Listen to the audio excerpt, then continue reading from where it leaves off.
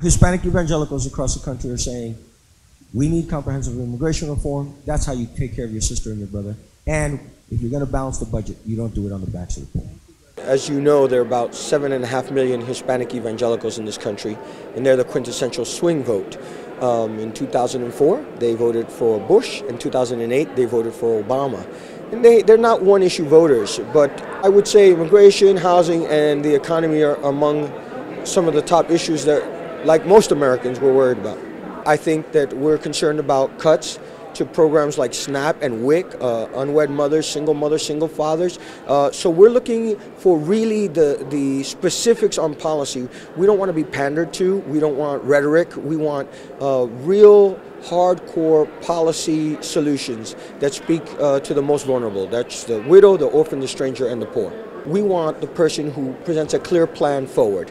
You know, what's the agenda to move the United States forward in a way that's inclusive of all people, in a way that respects the dignity and the life of all people, men, women, and children, that has a real holistic life agenda, at the same time that's really pro-immigrant, and also that helps us in things like education. We are some of the most poorly educated communities in America, and we really want education reform that changes the future of Latinas and Latinos in this country. We lost the DREAM Act by a small margin, so we were really, to say disillusioned and disappointed is to put it mildly.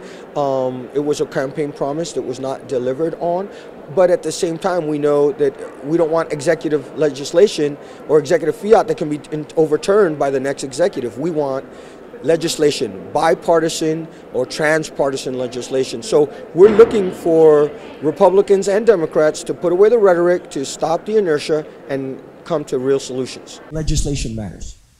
And legislation and budgets, they're moral documents. You know, the use of faith in campaigns is not a new thing. God loves all people, independent of party, age, gender.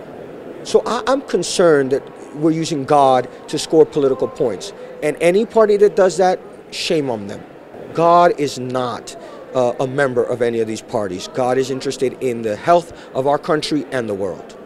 So I think we, the faith leaders, and the seculars, and the agnostics, need to set the template and set the moral standard. So that's what I'm hoping for. That's the best way to talk about faith. Show me your faith through your works.